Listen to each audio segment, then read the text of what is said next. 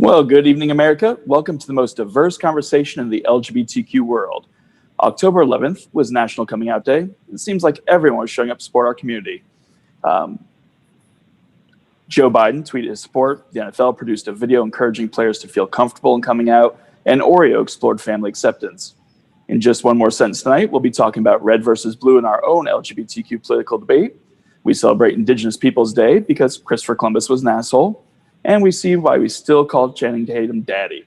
So now something totally unique, an interactive platform for LGBTQ conversation with interesting individuals from our community. These topics and your ability to participate, and we have found something new, and it's all live for Thursday, October 15th, 2020, next on Gay Town Hall.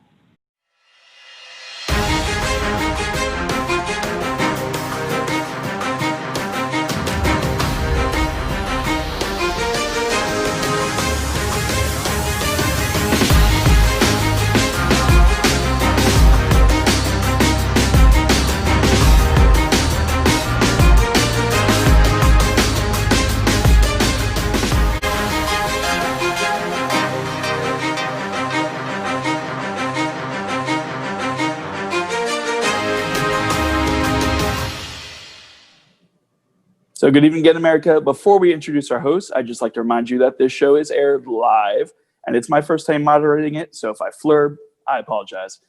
Anything can happen. It frequently does. There's a lot going on here, as you've probably seen before, so we'll see if we get it right.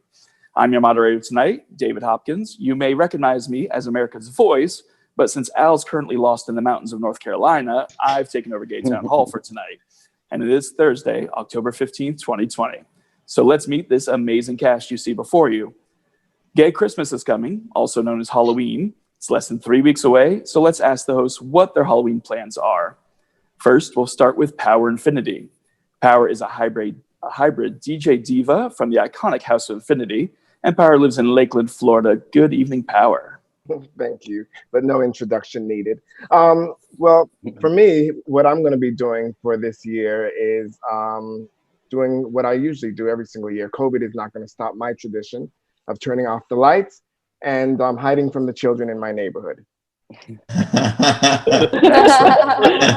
Next up, we have Randy Boo. He's an Asian pop star from Hollywood, California. Good evening, Randy. Good evening, everybody. How are you guys doing today? My plans for Halloween, I think I'm still going to go out and just make sure I wear my mask and, that's it for my costume. Just walk around naked. Yes, Send pictures. Next up, we have Reverend Dr. Darrell Watkins. He's senior pastor of Sunshine Cathedral, the world's largest queer church, and lives in Fort Lauderdale, Florida. So good evening, Darrell. Hi, everyone. My Halloween plans this year are to dress in a French maid costume and beg for candy from strangers, just like I'll be doing on Thanksgiving and Christmas also. Okay. Are you going to be doing your services just as the French maid? Because I'll make sure to attend that one. Please do. Next up, we have Matthew Sackman. He's a business entrepreneur and the creator of Gay Town Hall and lives in Hollywood, Florida. So good evening, Matthew. Hello, all my dreamers, believers, and entrepreneurs. I'm probably going to do the same thing I usually do, which is throw in some vampire teeth and play 50 Shades of Grey with some cute boy who's probably available, or elimination, maybe play in your little basement. Come to the fun house. Next up, we have Dr. Ty Hauser. He's a progressive college professor from Wilton Manors, Florida, and has just recovered from coronavirus with those prized antibodies. So welcome, Ty. I know it's been a while. Just recovered from gin is probably more like it. Too. But no, for this year for Halloween, I am going to be doing every twink in a harness I can find on Wilton Drive. So every twink on Wilton Drive. Next up, we have Rossaroni. He's an actor, Broadway drama queen, living in Lakeland, Florida. No, you're in Lake Worth, Florida. Lantana. Lantana, it's an L. This is what happens when the host doesn't get the vodka and everyone else has the vodka. But good evening, Rossaroni. Good evening. My Halloween plans is first we're going to take a virgin chicken and sacrifice it to the blood. No, actually, no. I'm going to go with something very scary. I'm going to dress up as a political ad and chase people down. Yes, that's so good. Next up, we have, to me, the original Ty, Taisha Best. Ty uses they, them pronouns and is a kinky flight attendant. So good evening, Taisha. Hi, good evening, everyone. Welcome aboard. My Halloween plans is either A, I'm going to be operating a flight with a different wig, or B, I'm going to be at home with my housemates giving out candy with a different wig. I don't know where I'm going. You always have a different wig, so I will always have a different wig, no matter where I am. That is the point. Yeah. Next up, we have Colby Melvin. He's a famous sex-positive underwear model living in Cajun country in Lafayette, Louisiana. Good evening, Colby. Good evening. So I'm excited for Halloween for a different reason this year, because I just bought an entire mound of costumes for my little dog Clark, and we will be having a fashion show. He doesn't know, but he's not gonna like it. That's awesome. Next up, we have Elimination Onyx. He's a sex-positive leather pansexual from here in Fort Lauderdale, Florida. So good evening, Elimination. Hey, David, and you're doing a wonderful job. Hey, Thank kinky you. humans out there in the world. So for Halloween, I will be providing a treat for every trick that is treating. Yep. Somebody's getting his candy for sure. Next up, we have Gordon Woodworth III. He's 24, a Gen Zer, and works for the LGBTQ charity Broward House, and identifies as genderqueer and non-binary. Lives in Fort Lauderdale. Welcome, Gordon. Thank you, David. Even though Halloween falls on Samhain this year, if I do go out, I have one look that's for work and one look that's not for work at all. Yes, and if you didn't see Queer News tonight, go check it out. Gordon was my co-anchor on there tonight. It was a lot of fun with Athena Dion. Next up, we have Angie Oz. She's a single lesbian, marketing specialist, film creative, activist with psychic tendencies, and she lives in Fort Lauderdale as well. So good evening, Angie. Good evening, David. Killing it. Hey, all you cool cats and kittens. My Halloween plans are to gallivant throughout Fort Lottie-Dottie and Wilton Manors, dressed as the viral sensation that initially popped off at the beginning of the quarantine culture, the infamous husband killer, Carol Baskin. Oh, that bitch. Love her. So, America, tonight we introduce a unique host, you. As I mentioned before, I'm David Hopkins. I'm the content planner and creative director of America's most popular live LGBTQ TV show, It's Happening Out. And tonight I'll be helping bring your comments into the show to let our panel know what you have to say so you can be part of the conversation live. Because I'm also moderating the show, I may miss some. I see you, Pup Rocket. Love you too. So, be patient with us. There's a lot going on, but make sure you participate. So let's start with tonight's show. Joe Biden released a tweet on National Coming Out Day, which read as follows, quote, "I want every member of the LGBTQ plus community to know you are loved and accepted just as you are, whether you've come out or not. I'll fight every day in the White House to create a country where you can live open, proud, and free without fear." Watch this. Biden promises to have the queer community's back in Coming Out Day tweet. In a moving pledge of support for the queer community, Democratic presidential nominee Joe Biden tweeted his promise to fight for LGBTQ rights every day. In the wake of the massive damage done to the queer community under the Trump administration, it's a promise that gives us some hope for a better tomorrow. The tweet reads, "I want every member of the LGBTQ plus community to know you are loved and accepted just as you are, whether you've come out or not. I'll fight every day in the White House to create a country where you can live open, proud, and free without fear." Well, we all know where Trump's administration and the Republican Party stand on these issues, but it wasn't so long ago that many in the Democratic Party held similar positions. So here we ask in hot topic number one, Joe Biden promises to have the LGBTQ communities back. Can we trust him, or is he just pandering for votes? What do you guys think? The words and actions are important, and words you can say all day long and okay, it helps, but it doesn't solve the issue. Actions are what really matters. Joe has not had the opportunity to show us action other than to embrace Pete and put Pete out there as a member of his team. Trump, on the other hand, has offered us no words and no actions. So there's a little hope in what Biden is tweeting. I second that. Unfortunately, though, at the end of the day, he's still a politician. Right. Yeah, but I feel like this is, again, another one of those conversations that we maybe have to refrain a little bit because, you know, we have two main political parties in this country, and one of them is saying, we would prefer you guys to not be a part of our country at all, possibly want you to be dead. And then we have another party that isn't saying that at all. Whether they really want to help us or not, they're at least telling us that they don't want us dead. Well, I mean, I want to give Joe Biden the benefit of the doubt because in his defense, I too, Gag, was somebody whose ideas and whose thinking evolved when it came to gay issues. Before I came out, I would say I was homophobic. I grew up in a religious household. I'm Black and I'm West Indian. So that 3 strikes against me when it comes to LGBT acceptance, and I managed to overcome it. And look at me now, fabulous. So people can grow, people can evolve, and let it be noted that it was under the Obama and Joe Biden administration that we won the right to have marriage equality. And Joe is not promising to put judges on the Supreme Court bench that will go against the progression of our movement. Trump is.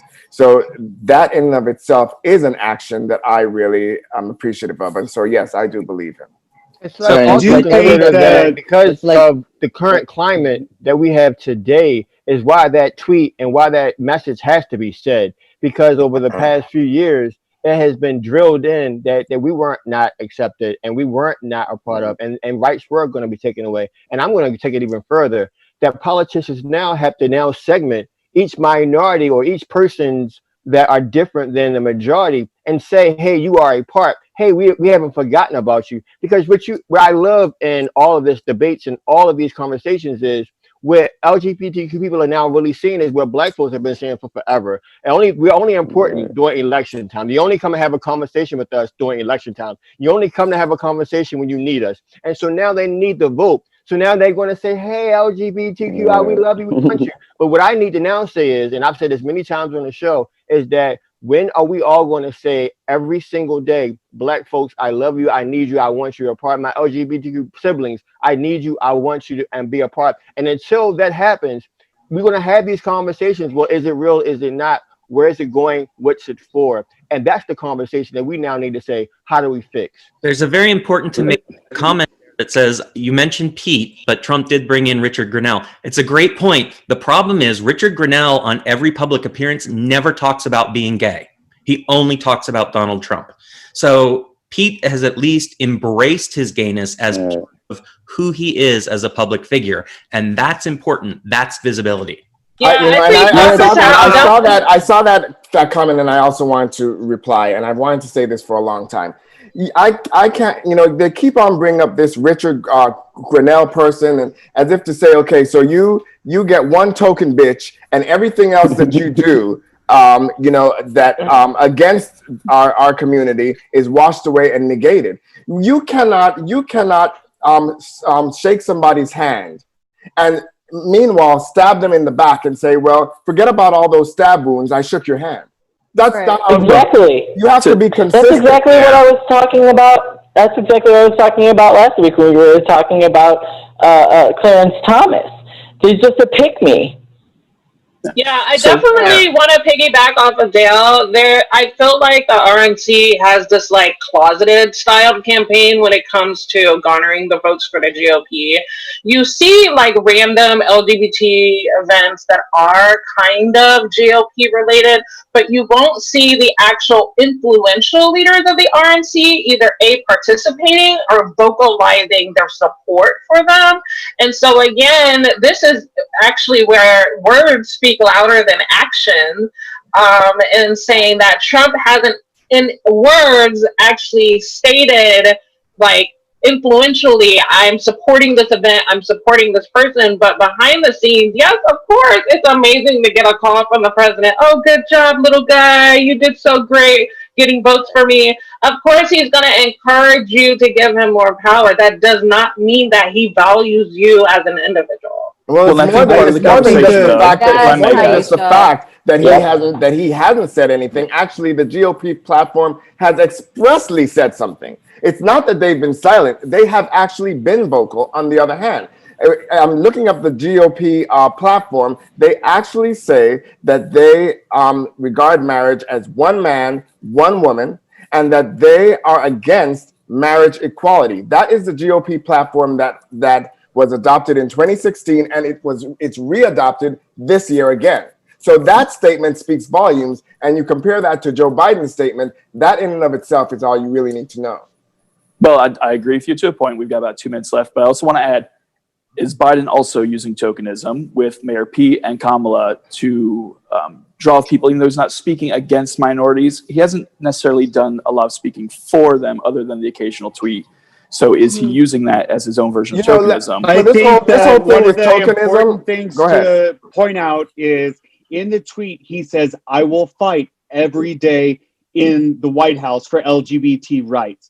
I do think that he stands with the LGBT community.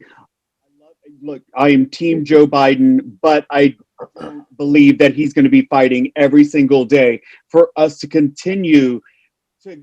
Yes, we have marriage equality, but that's not where the road ends. We have a very long way to go, and I don't know that they will be fighting for us. Mm-hmm. But also his record speaks to that he will fight for us.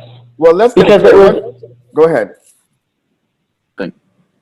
I was going to say that his record speaks for the fact that he does actually work for us. When he was in the Obama administration put a whole bunch of protections in the EEOC, in the Department of Education, and through all the levels of government, basically, that the executive branch controls, they added protections for gay people. It wasn't until 2016 when Trump came in that those were all removed. So I think that, and even when marriage was passed, Biden was the president of the Senate. He had a heavy hand in making that happen.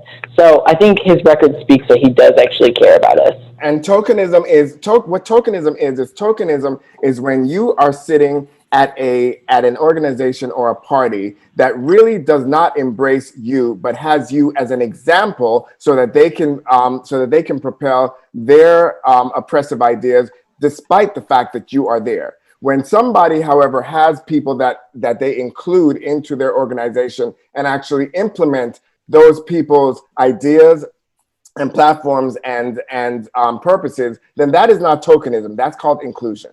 And to Power's point, that was very much demonstrated between the DNC and RNC, because the DNC allowed their people as a part of the community to speak proudly, to tell their truth, to be their authentic selves, versus in the RNC where they gave them a script and sung Trump's refrain and the same bull that we've been hearing over and over again. Never once did I hear I, my life, me, my lover, my friend, my whatever, and versus the opposite. So it was very clear who was allowed to have a voice versus who was performative and say, hey, here's $20, go speak my truth and send you on your way. And that's how you mentioned, I'm gonna give you a phone call later to thank you for what you did, but I can't be seen with you in public. They're forcing folks to go back under the closet, to go back into the house and do the sneak about things. And that's where the problem begins, because authenticity is now being snatched away. Mm-hmm. Good point. I'm going to end this conversation with that because that's a good point. Mm-hmm. So next we have an interesting segment called Just One More Sentence, which you may be familiar with. And I'm going to start it with an interesting headline from the week, and the Gay Town Hall hosts are going to weigh in. But it's a little bit different this week. Because our first headline is actually about us. And Gay Town Hall, which is sponsoring the National LGBTQ Vote 2020 debate and smackdown tomorrow, Friday, October 16th at 7:30 p.m. live. Watch this video first.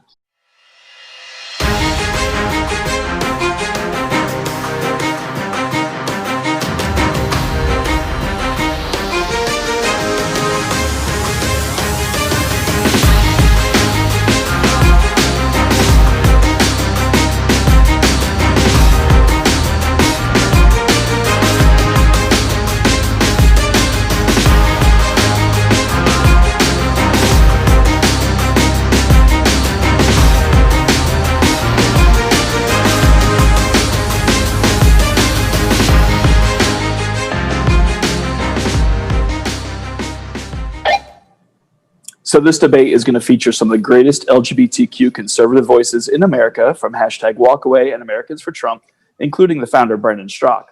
They'll be debating the Vote 2020 issues with liberal hosts from Gay Town Hall, Dr. Ty Hauser, Reverend Dr. Darrell Watkins, and Taisha Best. And it will be taking place right here in the Gay's Place on planet Earth in South Florida. You'll also be able to participate live virtually. It's going to be a great opportunity for you to hear the points that need to be made before November 3rd.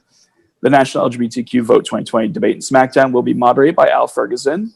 And make sure you tune in. If you're in South Florida and would like to attend, Gay Town Hall will be giving away free tickets to watch the debate in person. Go to our Facebook page and vote in the poll that's posted on there for who you think is going to win this LGBTQ Vote 2020 debate. So now that you know about the event, we're going to start with, what was that? Vote for Dr. Hauser. Vote for Dr. Hauser. Vote for So now that you know about the event, our one more sentence is headline. There's going to be a Vote 2020 LGBT debate and smackdown. What do you have to say about that? We'll start with Power. Well, I have two pieces of advice. First of all, I hope that It's Happening Out has some fact checking going on in real time. And to my co-hosts that are going to be participating in this, please make sure to bring your fly swatters, because you always know, flies tend to go to bullshit, and there's going to be a lot of bullshit on that stage. Randy? I think I'm more excited to see the SNL's parody of the debate. Agreed, Randy. Agreed. I'm hoping that it's less homomania and more civil discourse, but don't try a bitch. No. Next up, Matthew. Yeah. Believe it or not, I'm really excited about this because this will give an opportunity for the LGBTQ community to actually show that we actually are targeting actual real issues of reasons why we should be either on the Republican Party or if we should be on a Democratic Party, and not the little clown show that we saw with the Donald Trump and Joe Biden. And plus, we have a great moderator compared to the mess that they had on those debates. Ty, next. Yeah, so what the real news is here tonight is that Amber's not with us, but you all didn't know that what she's actually doing is bottling her big dick energy to share with all of us. Ross-Aroni? Miss her. Is it an open bar? Yes. The original Taisha. Hey, the original here.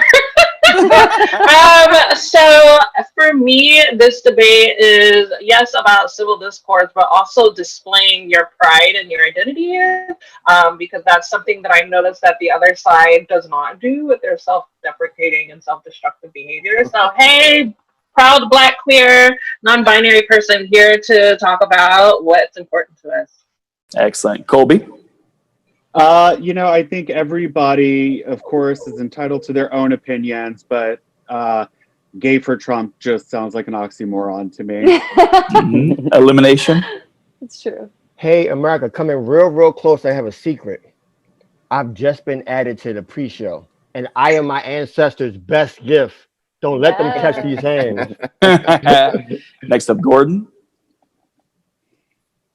I just hope that if we're really trying to have a conversation to swing people who might be in the middle, that this will serve as almost like a coming out for our community. Because I think that as a gay community, coming out is important because it puts a face to the oppression that's happening in our society. So I'm hoping that the left end of the panel will be able to put a face to the people that will really be hurt by policies that Donald Trump's administration wants to go through with. Yep. And of course, last but not least, because I did it in order, Angie. Yes, you did. Personally, I saw that comment. Personally, regarding verses, I'm totally politicked out. But I mean, putting anything related to LGBTQA+ and SmackDown in the same sentence sounds like, well, butter my butt, treat me like a biscuit, slap my ass, and call me Sally, because that sounds like a good time to me. Well, I think Chef Josie agrees with that because Chef Josie just said, woo-hoo, Angie. Hey, Chef Josie. Well, that's just breakfast. Vote for Chef Josie. Josie. Will and Manners Mayor. Vote for Chef Josie. Yes, Chef Yes. So Josie. next, we're moving on now to our next topic. So Oreo this week came out with a new commercial promoting LGBTQ acceptance starting at home. And it basically made everyone who's watched it cry, as Ty and I can attest to, as we reported on Queer News Tonight the other day. So watch this. Hey. Hey. You okay? I'm good.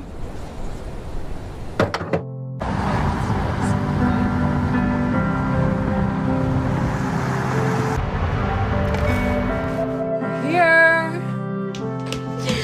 Look at you. Hi, Mom. Hi, baby. Mom, this is Amy. Oh, It's so hi, nice to meet Amy. you. Hey, Dad. Hey, I'm Amy. Hi. Nice to meet you. Are you hungry? Yes. Come on. Oh, yeah. Nice to see you.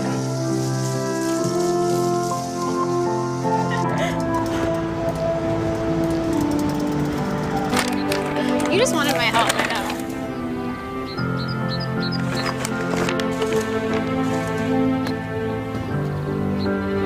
Hey, Dad. Hey. Night. Night. Good night.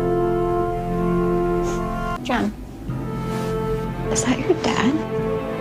What is he doing? Dad.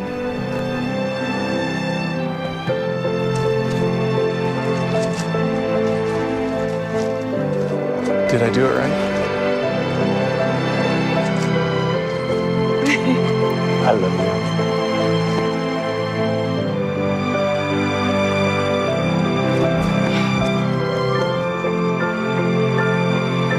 Do you like it? I love it.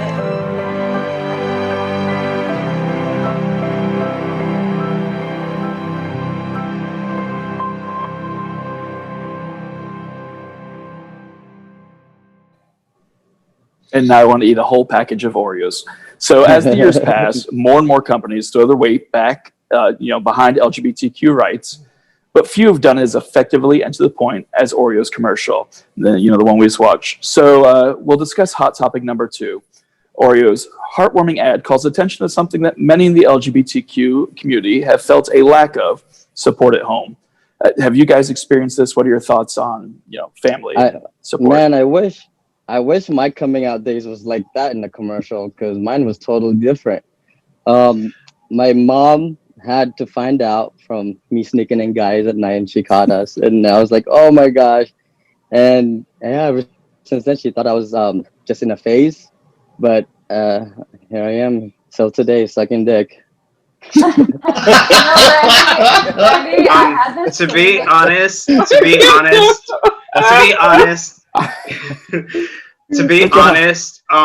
my thoughts on this is, even as lovely as the Oreo commercial is, I dislike the fact that a lot of companies are now seeing profit in using the LGBTQ community as a way to make money.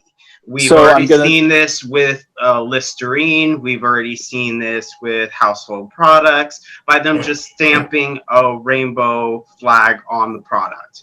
So I'm going to turn that back on you, Matthew, real quick, because people often complain our government is run by these corporations and their money. So if the corporations and their money are on our side, doesn't that end up a good thing for us in the long run? Oh yeah, let's just sign on to our corporate overlords. I'm glad you said that, because I was going to say the same thing. I love that, Black queer women are being represented, but why does it have to be from a company that wants my money? Why can't it be from my government or my politicians? But also, I want to point out that what you see here, Good answer, Matthew. They're taking a stance. So that means that they're willing to alienate all those conservatives and Kim Davises that are very, very anti-gay. I mean, they're coming out in support of our community. So they are also risking other customers. And especially in this case, I do think it came across as authentic. Yeah, Also, nothing brings a family together like palm oil and high fructose corn syrup. I agree with Colby. I think that I do agree that I think that for some of us whose coming out story was not as beautiful and heartbreaking, or should I say heartbreaking in another way, this is very much appreciated. To Gordon's point, I had to look at his name. He's new to me. To Gordon's point, yes. Why can't we see this type of support coming from our government? That is a point that is well taken and is not negated. But I don't think that a company's coming out in support of us negates or we should negate the fact that companies are coming out in support of us just because our government isn't. I think that both of us benefit, our community and the companies, and I'm not mad at it. If they're benefiting too, okay, fine. But at least they're still giving us that visibility. They're still normalizing our community and who we are as a people. And that helps us every single day to push the boundaries of where we need to be. We are not where we need to be yet. We have miles to go before we sleep. But these are the things, the little steps that need to be taken to get us to where we need to be. But We here's may the be paying thing. for the platform, but Here's the thing, though. Here's the thing. Okay, Angie, you wanted to say something? Yeah, I'm going to say I agree with you, Power. Colby, I also agree with you. And Randy, I had a very similar coming out story, caught in a closet at too young of a demented age. Who plays the main character, Jen, just to get a little off topic? Because that honey is hella cute, man. No, but seriously, please comment if you know this actress's real name, if she's of course, for clarity. For real though, yes, please show up and show that you're a proud parent of the people you brought into this world. I mean, many parents could step it up in that department and learn a thing or two from this commercial that touches me, especially for the fact that I can actually promote it, since not only are Oreos vegan, which can be surprising to many people, but also it's a beautiful message and a commercial. I mean, come on, these girls are stunning, plus all the acting and directing is phenomenal. I just want to keep watching, but most importantly, because acceptance is so necessary and important to people in general, especially to anyone coming out for loving who they love. I mean, who doesn't want to be accepted? I see many people of our community being moved by and relating to this message of this commercial. And last thing, just to switch it up on what we're all discussing, only 10,000 packs of these particular Oreos are being made and packaged, but not necessarily distributed in the traditional way through stores, because they're a part of Oreo's #ProudParent campaign. The only way to get a hold of these is to follow and tag Oreo on IG or Twitter, along with a photo of what Ally Ship means to you. Google it, because as of October 9th, they're only giving them away to LGBTQA+ allies. So in my opinion, well done, Oreo. Hats off to you. Kudos to you. Do they do like a rainbow Oreo? I'm going to back on that, because my point is as wonderful as that I didn't know. Now, when it comes to companies going ahead and putting the rainbow flag on their product and making money off of it, as long as they're putting that money that they're making into an LGBTQ rights program, that's where then I see, okay, they're actually doing it for not self-gain, but to go ahead and they want to be allies for the community. Otherwise, to me, other companies like Listerine, who has actually put the label, the rainbow flag on the bottle and kept every cent to themselves and didn't contribute a dime to one LGBT organization, that I find wrong. I want to jump in here. I want to jump in here because the token little symbols here and there that may or may not be meaningful to us. This was a full-on ad. This was a message. This was taking a stand. This was taking a risk, and I appreciate that. But I also want to point out that it is a shame that they even that we have to rely on business or politicians or celebrities, because so much of the homophobia and the homo hatred and the violence has actually been generated by religion, which is why we come out at Sunshine Cathedral as a queer church, not a queer friendly, not mean to queer, but we are a queer church, a place that celebrates our diversity and our gift to the world. That is in response to the cruelty of organized religion. So Thank you, Oreo. And I'm sorry, Oreo, that you had to do it because churches all over the world should have been doing that this whole time. Wait, I find something very interesting because I feel like. Go ahead, Taisha. Amen. Yeah, Dr. Darrell Watkins makes a very great point, and I definitely wanted to speak on this subject as a preacher's kid, and also someone who is Black who has lived in a very oppressed, very conservative household as a younger kid who also did not have a great coming out story. A lot of Black kids are thrown out of their houses, and a lot of those houses are deeply religious. And so the statistics of young Black, queer, and trans people who are homeless, who are young, is substantially high. And so seeing a commercial that had POC actors who were accepting of LGBTQIA+ is very important. And also, and I was having this conversation with someone else, had the white lady been replaced by a Black man as the one looking down on gay and queerness, it would have sent a very stark, different message, especially to the Black community. So again, kudos to actually the marketing campaign and choosing the correct actors to play this role. And also, I hope that this sends a message to the religious institutions that they can break away from that colonialism, that the only way that they should exist is through a heteronormative type of breeding. And so can I just say that first, how could you not like something that's packaged inside of a chocolate outside? Like, how can you not love that? Chocolate tastes so good.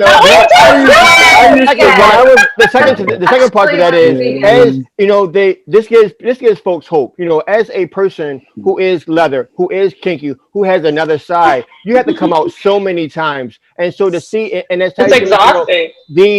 Growing up as a Black two-spirited person, I grew up in a situation where AIDS was running rampant. AIDS was hitting my population, and so parents were like, "You can't be like cousin so and so because so and so got that thing." And so you learn that you build it, you hurt yourself, you hate yourself, and then when you finally have the opportunity to be who you are, you now have to say, "You know what? I'm Black and I'm gay. Well, I'm Black and I'm pansexual, and I'm Black and I'm leather, and I'm Black and I like to beat people." And so seeing something positive gives you hope that I can do this. And then the flip side of that too is, you know, we talk about stories. A lot of us in my community anyway, we often don't tell our truths until the people that we care about are on their way home. They're transitioning. So that's when we have that come to Jesus moment, because it's that moment where you feel free that you can do that. And then you wind up missing the wonderful opportunity because parents either always know or they're just waiting to tell you that they love you. And so we miss that. And so what this does is it gives young people watching that if I do this, if I take this chance, they're going to love me. They're going to support me.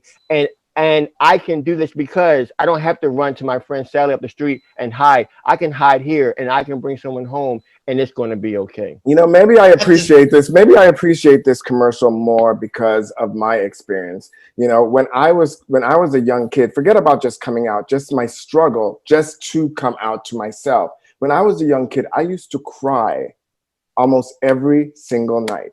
I used to pray for years. I used to pray. My prayer used to be at night, "Please, Lord, don't let this be so." And I remember one night praying that prayer and turning over in my bed and crying myself to sleep. And I remember the last thing I remembered before I actually fell asleep was a tear rolling down the side of my face, because I laid on my side on the pillow, and a tear rolling down the side of my face. So that was a deep, hard struggle. And yes, I'm not saying that companies can't do more, but I'm saying for those of us that have had really deep, hard struggles, just forget about coming out to other people, just to come out to ourselves. This gives us hope. And this is something that makes us appreciate the fact that, wow, look at the world we're living in, look where we've come.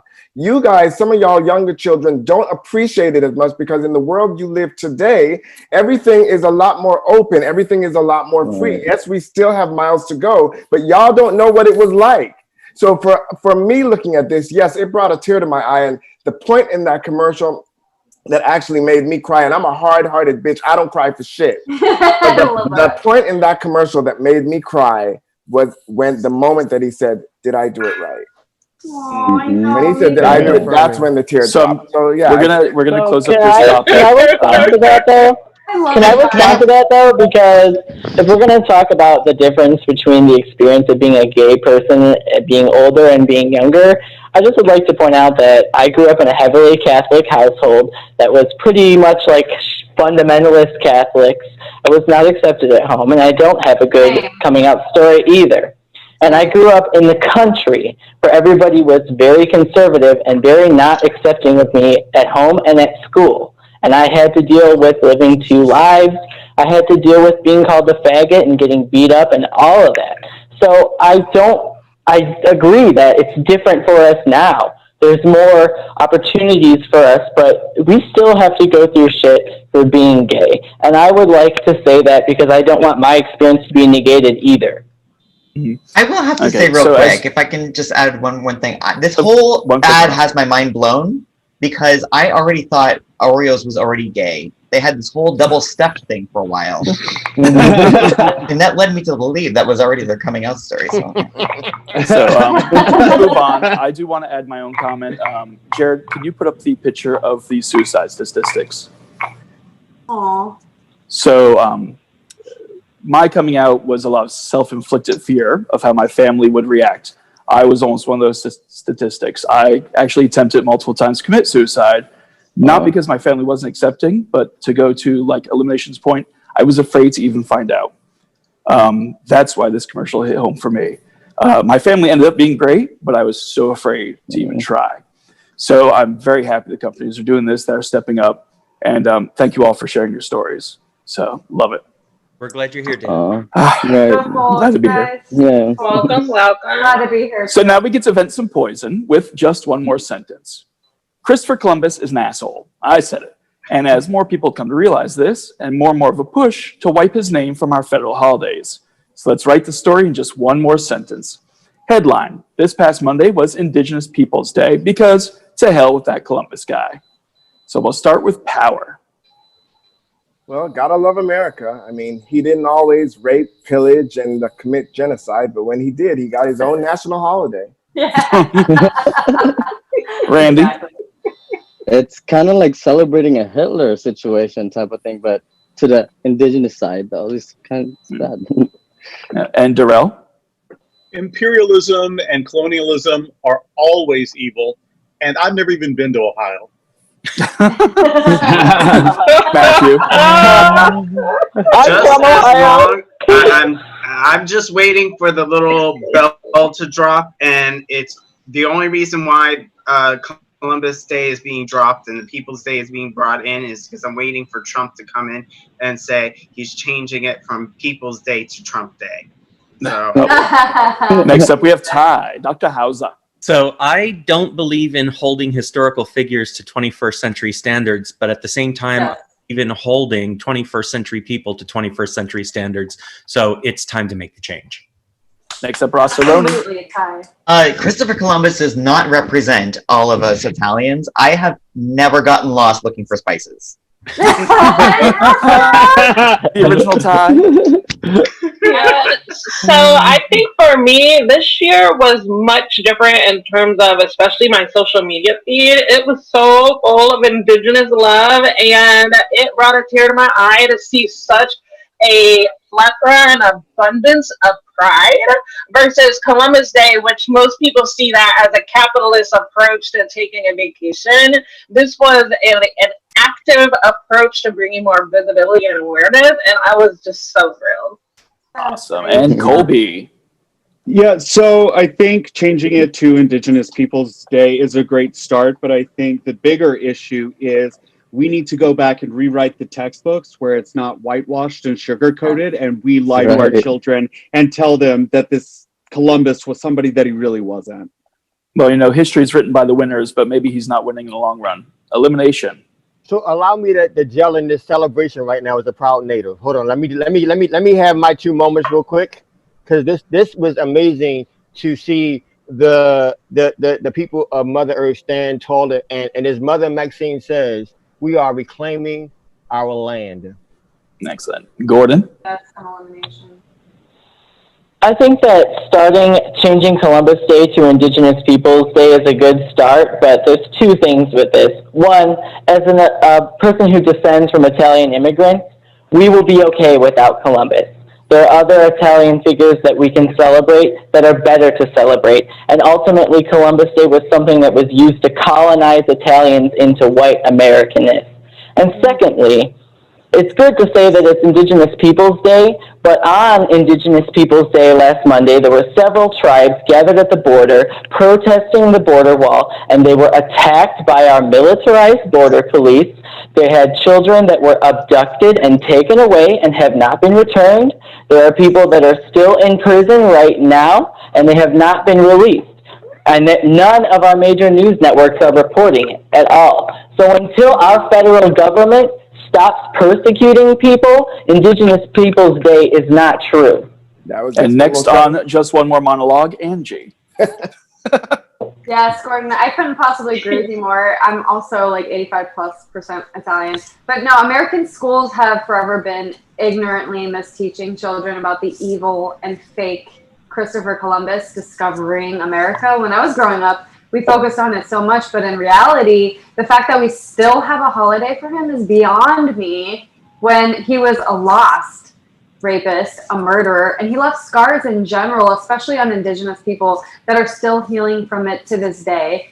Screw Christopher Columbus. Well, I don't know what he looks like, but maybe. So next on Gay Town Hall, we have an exciting story out of the NFL, which has released a new video unequivocally supporting the LGBTQ community. Watch this.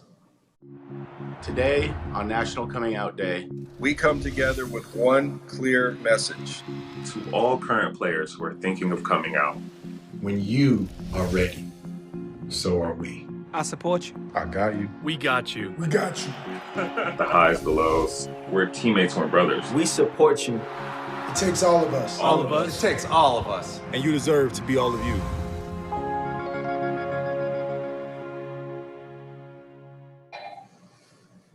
So the NFL has long been the center of gravity for toxic masculinity in America, with only 11 former players having ever come out. But now it seems to be changing, as some of the biggest stars, including my husband, Rob Gronkowski, who doesn't know we're married yet, are encouraging their teammates to come out. So we're going to explore hot topic number 3. The world's changing all around us, and now even the NFL isn't too much of a tough guy league to deny LGBTQ rights and acceptance.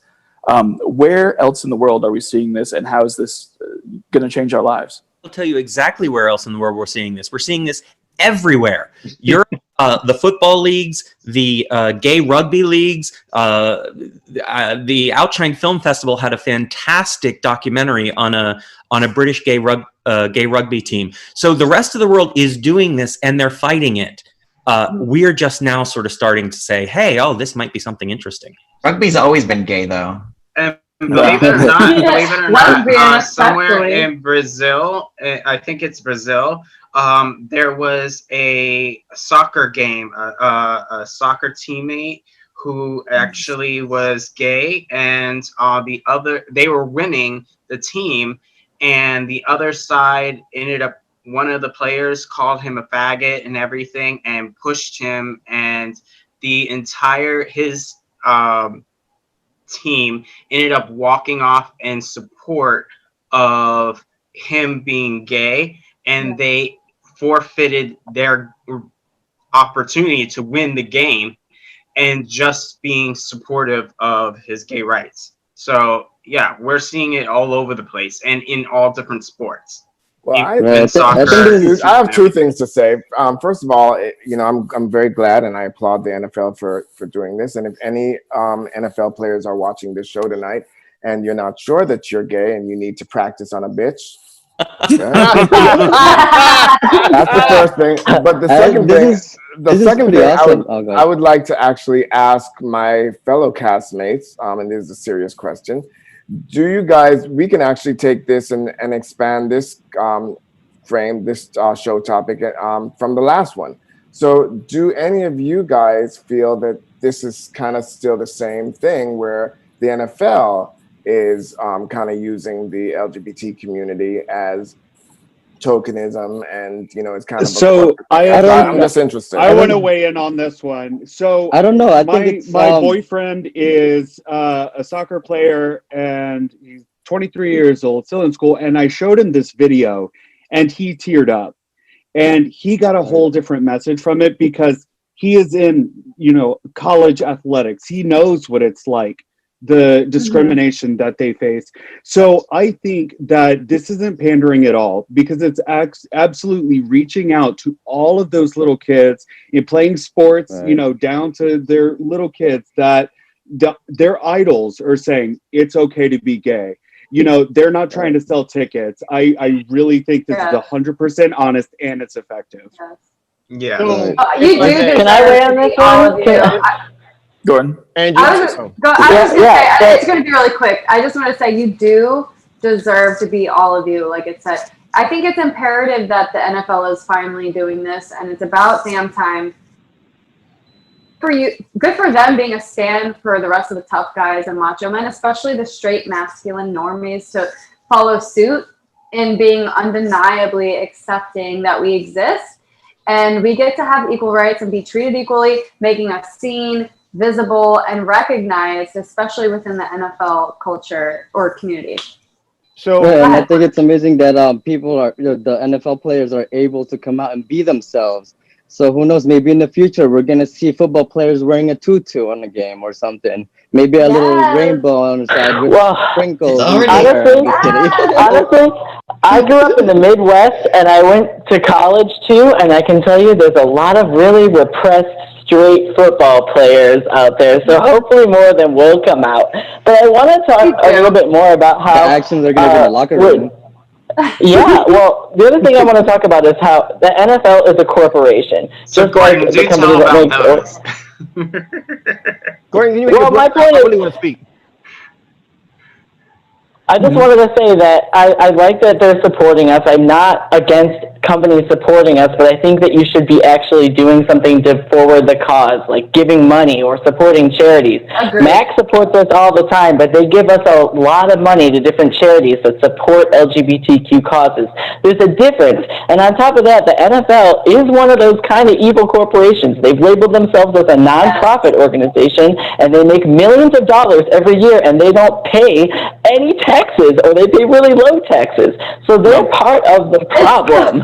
So a couple to statements Gordon's on point, that. First I of all, co-sign all of that because it's very performative. Because let's go back and look at where not only is it very toxic, but it's very fake and phony. Because they won our business, and here's how: when they blackballed Colin for standing up and saying Black Lives Matter, no other performer, his colleagues had to decide how and when they was going to support them. And the president, corporations then said, we're not going to support you if you allow this to happen. Then they stopped. America began to watch. Once America watched, then every football player team now recognizes. So America is watching this where we are in the United States now with LGBTQI. So if you want to stay relevant, if you want to stay a part of everything, you have to come out and make a stand. Hold on, Elimination. I have a question. You just said something. Hold on, Elimination. I just want to. You just said something.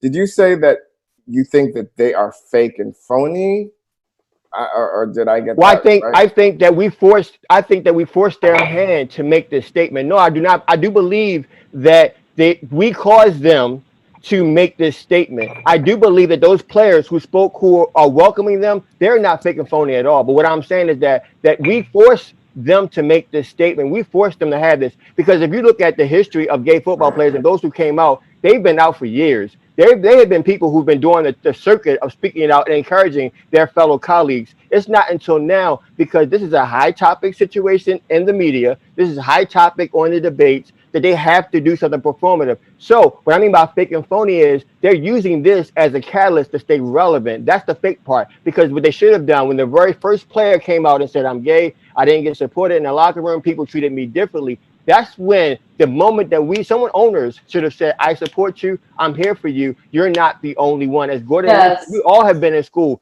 We all know what happens in those locker rooms. We all know that it's not new. So that's what I mean by the fake and phony. And you know what?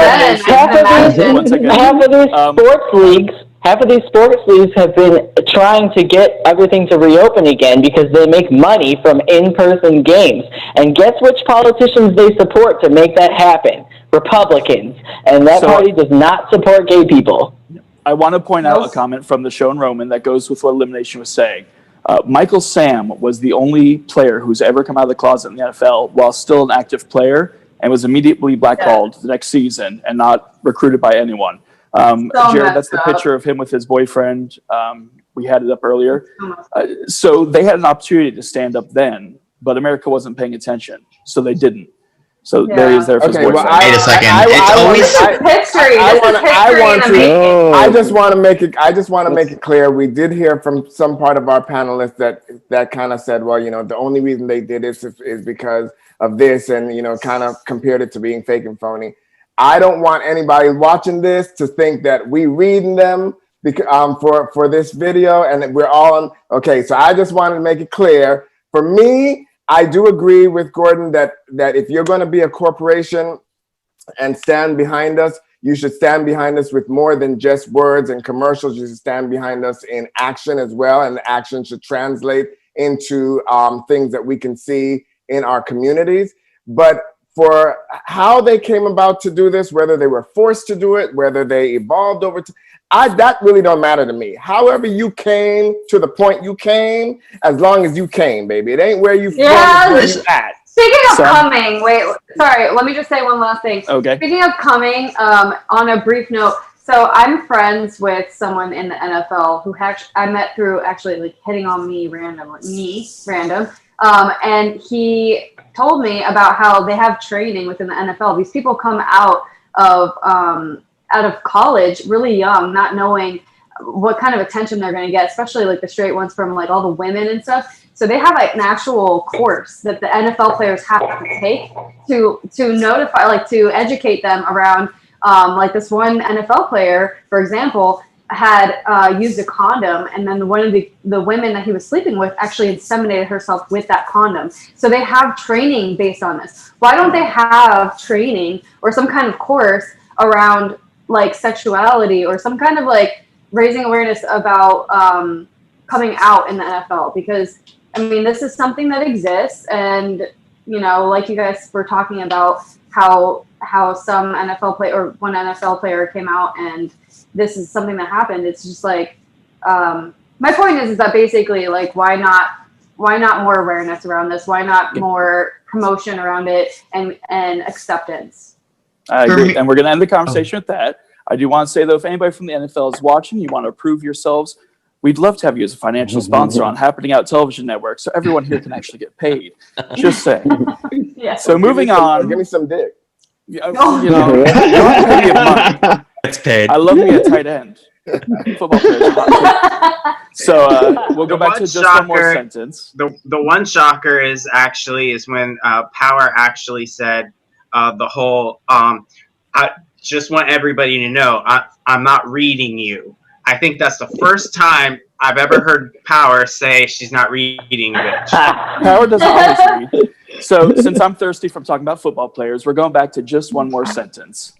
Channing Tatum has been working out after taking a break from doing movies, and all I have to say is goddamn, daddy.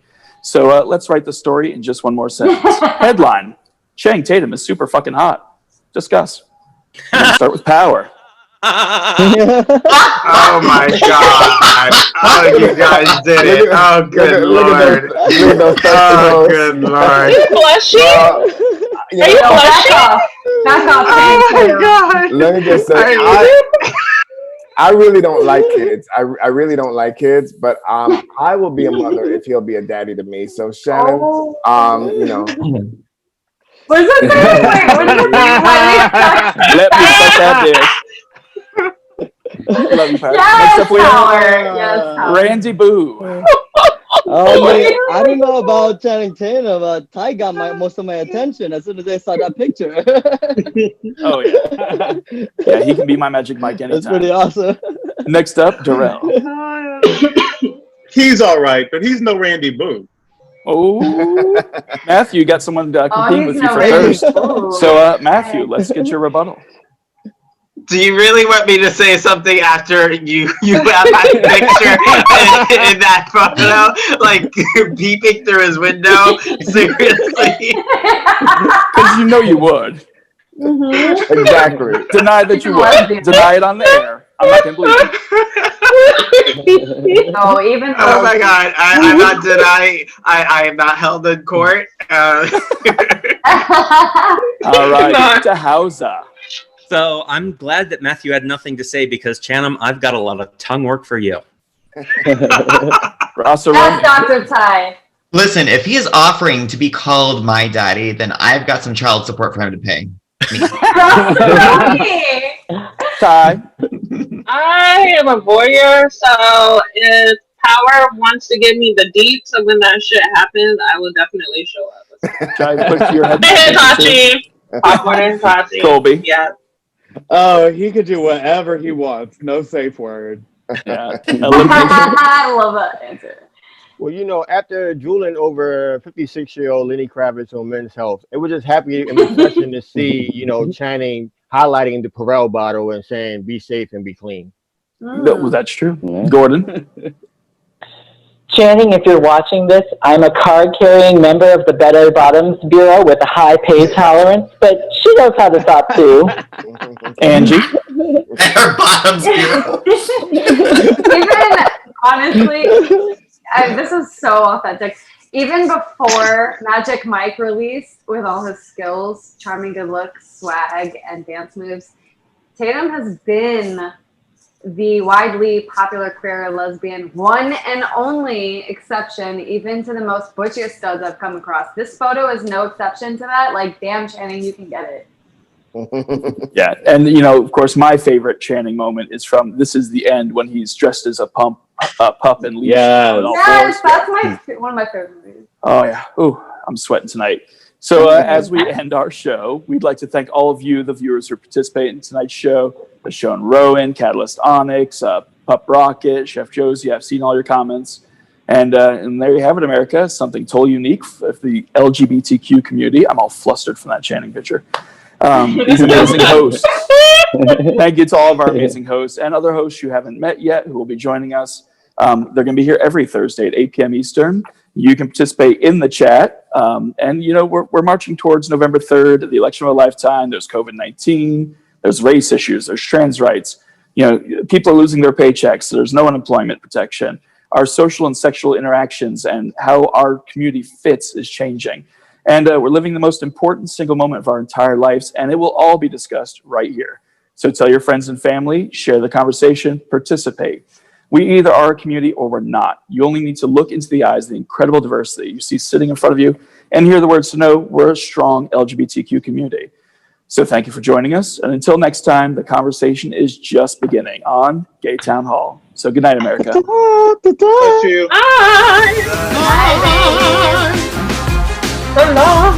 Thank you Wow, guys we actually ended on time.